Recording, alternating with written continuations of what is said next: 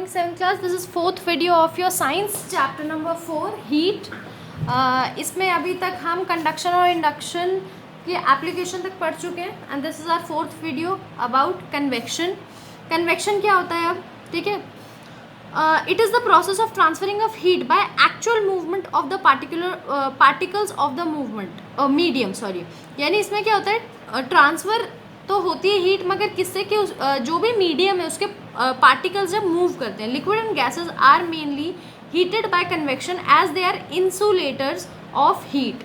जो लिक्विड है और जो गैस है वो कैसे हीट होते हैं, वो कन्वेक्शन के द्वारा हीट होते हैं, क्योंकि वो एक तो बैड कंडक्टर होते हैं हीट के, ठीक है. Solid cannot be heated by convection as their particles are very tightly packed. अब जो solid होते हैं वो convection से heat नहीं हो सकते, क्योंकि उनके जो particles होते हैं वो बहुत tightly pack होते हैं. Hence they are unable to move, और वो move नहीं कर पाते. यानी liquid और जो gas है वो किसी लिए convection का इस्तेमाल करते हैं, क्योंकि उसके particles जो है move कर पाते हैं, मगर solid के particles move नहीं कर सकते, तो इसलिए उसमें convection possible नहीं है. Convection currents in the air are responsible for bringing rain, while inside the earth these currents are responsible for the movement of tectonic plates. यानी convection जो है इसी के कारण जो rain है वो आती है, और अर्थ के अंदर इसी के कारण टेक्टोनिक प्लेट्स जो हैं वो मूव करती हैं, ठीक है. अब ये है to test the transfer of heat by convection in gases. यानी गैस का गैसेस में जो गैसेस होती है उसमें कैसे कन्वेक्शन होता है, इसके लिए आपको एक कार्डबोर्ड चाहिए, एक ट्रांसपेरेंट पॉलीथीन चाहिए, एक छोटा सा कैंडल चाहिए और एक पेयर ऑफ सीजर चाहिए. ये एक्टिविटी आप करेंगे, और ये एक्टिविटी जब आप करेंगे तो इसका रिजल्ट आप अपने ग्रुप में ज़रूर भेजेंगे कि क्या हुआ. या तो आप छोटी सी वीडियो बनाएंगे, उसके ऊपर आप ज़रूर भेजेंगे क्लास में, ठीक है, कि क्या हुआ जब आपने ये एक्टिविटी परफॉर्म करी. तो ये आपका होमवर्क है, ये आपको ग्रुप में जो है भेजना है छोटी सी वीडियो बना के. एप्लीकेशन ऑफ कन्वेक्शन, अब कैसे अप्लाई होता है कन्वेक्शन वो हम पढ़ेंगे. In our homes we have ventilators and windows in the room for proper ventilation. यानी हम छोटी छोटी खिड़कियाँ दरवाजे बनाते हैं ताकि हवा जो है वो पास होती रहे, ठीक है, हमारे घर के अंदर. It is because the air that we breathe out is warm and impure. क्यों? क्योंकि जो हम एयर ब्रीथ आउट करते हैं, बाहर निकालते हैं, वो बहुत ही गर्म होती है और इम्प्योर होती है.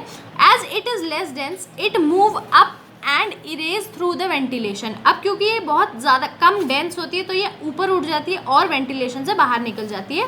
Situated at the higher level, जो ऊपर ऊपर लगे होते हैं, छोटे छोटे विंडो या छोटे से बॉक्स बनाए जाते हैं ना कि हवा पास हो जाए. ऑन दी अदर हैंड, अब दूसरी साइड पे फ्रेश एयर जो है वो हैवी होती है, इसीलिए रूम के अंदर एंटर करती है. कहाँ से? डोर्स और विंडोज से नीचे बैठी होती है थोड़ी. Are properly at the lower level compare to the ventilators, ठीक है.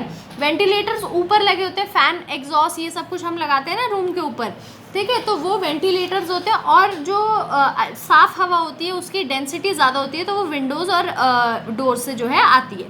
There are continuous convection current is developed from the bottom of the top of the room that help it well ventilated. Thus the continuous convection current, यानी continuous convection current is develop किया जाता है bottom और top के top में, जो room का bottom और टॉप होता है, ताकि जो रूम है वो बहुत ही वेंटिलेटेड रहे. In rooms air conditioner are fitted at the higher so that the cool air generated by them move downwards and cools the air. Air जो हमारा एयर कंडीशनर होता है, एसी होता है, वो हाइट पर क्यों लगे होते हैं? ताकि जो ठंडी हवा है वो नीचे रूम में नीचे की तरफ फैल सके.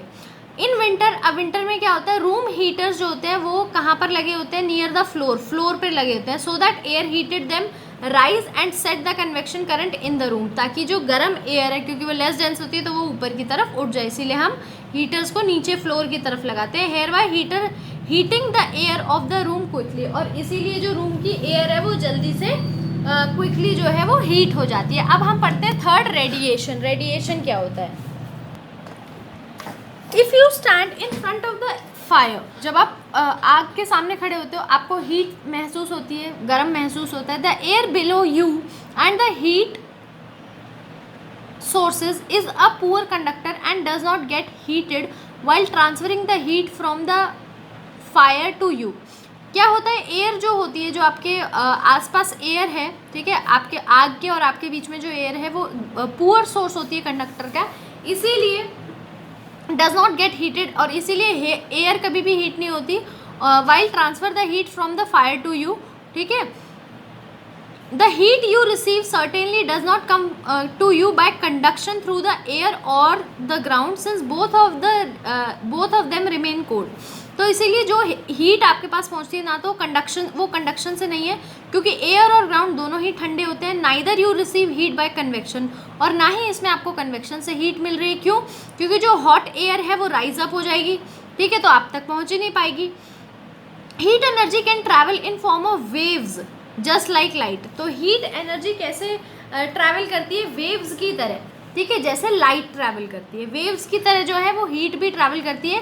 These waves are the third method of transferring heat which does not required a medium from hot to cold body is called radiation.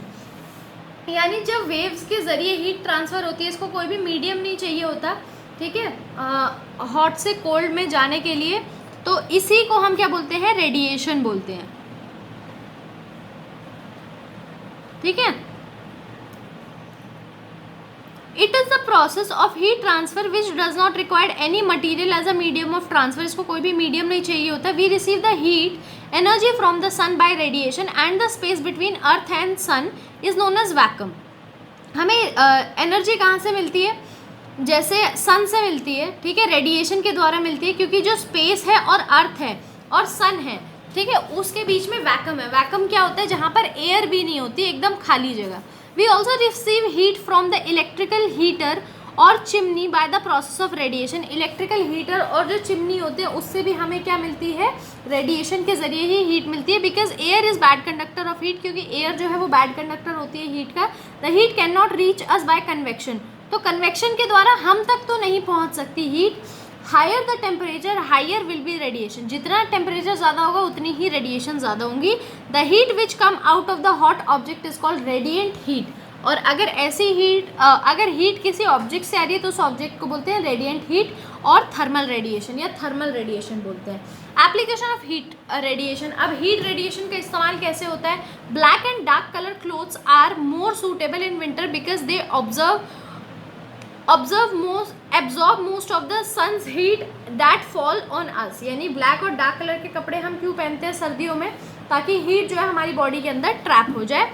White और लाइट कलर के जो क्लोथ्स होते हैं वो ज़्यादा सूटेबल होते हैं गर्मियों में। क्यों? क्योंकि वो क्या करते हैं? सन की हीट जो है बहुत कम एब्जॉर्ब करते हैं और हमारी बॉडी को ठंडा रखते हैं।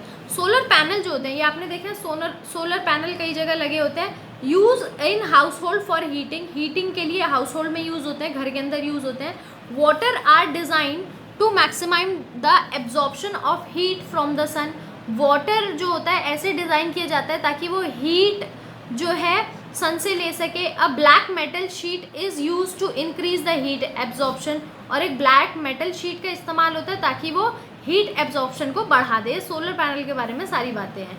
The base of the cooking vessel is painted black so that they absorb more heat. और जो भी बर्तन होते हैं उसके नीचे का जो पोर्शन होता है वो ब्लैक कलर से पेंटेड होता है ताकि वो ज़्यादा हीट जो है ले पाए, ठीक है। अब यहाँ पर पढ़ते हैं समर एंड विंटर क्लोथ्स के बारे में पढ़ेंगे। We wears different clothes in different season. अलग अलग सीजन में हम अलग अलग कपड़े पहनते हैं। समर में हम क्या पहनते हैं? लाइट कलर के क्लोथ, पतले कपड़े और कॉटन के बने हुए या कॉटन का जिसमें मिक्स होता है।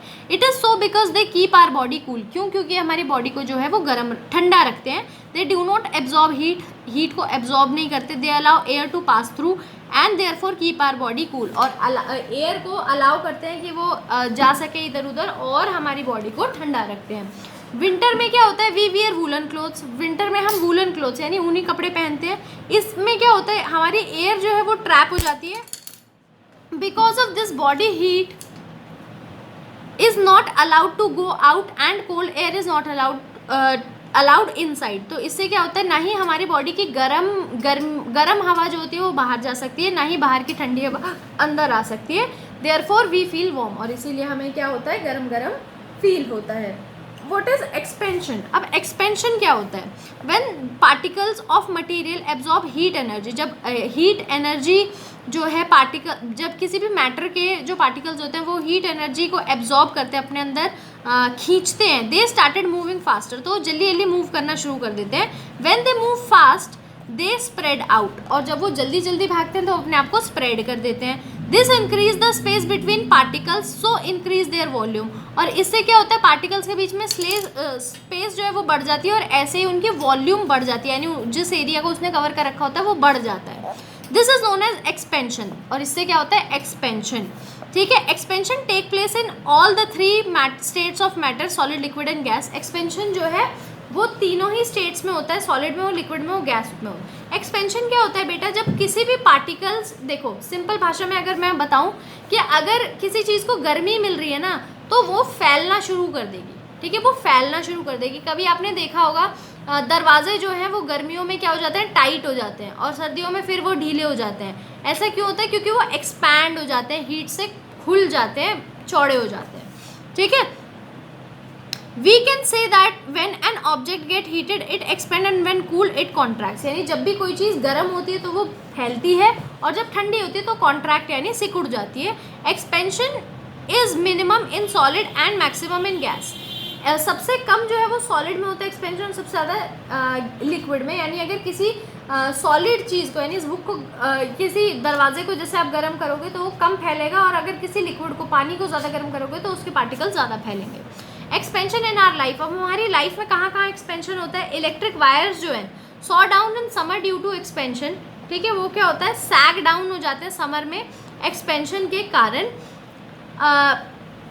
बायमेटालिक स्ट्रिप जो होती है contain two metal strip join together. जो बायमेटालिक स्ट्रिप होती है, एक स्ट्रिप होती है जिसमें दो मेटल की स्ट्रिप जो है वो साथ में जुड़ी होती है. एक ब्रास होती है और दूसरी आयरन होती है. When the strip is heated, जब वो स्ट्रिप गर्म होती है, बोथ द स्ट्रिप्स एक्सपैंड, तो दोनों फैल जाती है. Brass expand more than iron, और ब्रास जो है वो ज़्यादा फैलता है. A result in strip bend, और इसीलिए वो स्ट्रिप जो है वो मुड़ जाती है, बेंड हो जाती है. रेलवे ट्रैक्स जो होते हैं आपने देखा होगा उसमें छोटे छोटे गैप्स होते हैं. क्यों होते हैं? कि ताकि जब वो फैले तो रेलवे ट्रैक्स मुड़े नहीं, उनको जगह मिल जाए फैलने की, तो इसीलिए उनके बीच में गैप्स बनाए जाते हैं और एक्सीडेंट ना हो. या तो वो ऐसे उड़ जाएंगे या फिर वो ऐसे उड़ जाएंगे, तो इसीलिए रेलवे ट्रैक्स के बीच में गैप दिया जाता है कि जितना वो फैले उनको जगह मिल जाए और रेलवे ट्रैक्स तभी भी सही सलामत रहें.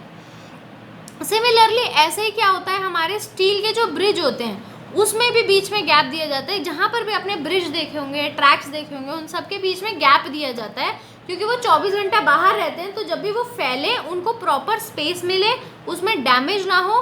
ठीक है, इसीलिए जब वो एक्सपैंड हो तो उनको प्रॉपर स्पेस मिले. If you pour boiled water in a container made thick glass, यानी अगर आप कभी कभी आपने ये भी देखा होगा, मैं आपको एक और एग्जांपल देती हूँ. कभी आपने चाय डाली एक कप में और वो फट से टूट गया. क्यों? क्योंकि जब आपने गर्म चाय डाली तो उसकी जो लेयर है वो एक्सपैंड हुई, वो खुली, और उसको उतनी जगह नहीं मिली तो वो टूट जाएगा. ठीक है, और ऐसे इसमें दिया हुआ है, अगर आप बॉइल्ड वाटर डालोगे किसी थिक ग्लास, जिसका मोटा ग्लास है, उसमें क्रैक आ जाएगा. क्या आ जाएगा? क्रैक आ जाएगा. This is because the inner surface expand but the outer surface does not. ऐसा क्यों होता है? क्योंकि अंदर की लेयर जो है वो तो एक्सपैंड हुई मगर बाहर की नहीं हो पाई, जैसा मैंने आपको कप में बताया. ठीक है, a bimetallic strip is use to electrical device like fire alarm and thermostat. तो बायोमेटालिक स्ट्रिप जो होती है ये दो चीज़ों में इस्तेमाल होती है, जैसे जैसे कई सारी चीज़ों में होती है. एग्जाम्पल आपको दिए फायर अलार्म और thermostat. In fire alarm the biometric strip remain straight in a normal temperature. Normal temperature में सीधी रहती है, और जब आग लगती है तो स्ट्रिप क्या होती है, वो गर्म हो जाती है और बेंड हो जाती है. It touches the connector attach to the bell, और ये कनेक्टर से अटैच हो जाती है, जो बेल से कनेक्ट होता है, सर्किट जो है वो कंप्लीट हो जाता है और बेल बजने लगती है. देखो क्या है ये, देखो ये स्ट्रिप है, बायोमेट्रिक स्ट्रिप है, ये बायोमेटालिक सॉरी. ठीक है, ये कॉन्ट्रैक्ट है अभी, और जैसे ये एक्सपैंड होगी तो यहाँ पर टच हो जाएगी. जैसे ये टच होगी तो ये पूरा सर्किट पूरा हो जाएगा और बेल रिंग करने लगेगी. ये यहाँ पर गैप होता है, जैसे ये एक्सपैंड होगी, गर्मी इसको जैसे ये गर्म होगी तो ये फैल जाएगी और यहाँ पर टच हो जाएगी और एकदम से बेल बजने लगेगी. ये इलेक्ट्रिक बेल का जो है ये आपको वर्किंग बताया कैसा है. और इसी के साथ हमारा जो चैप्टर है बेटा यहीं पर फिनिश होता है.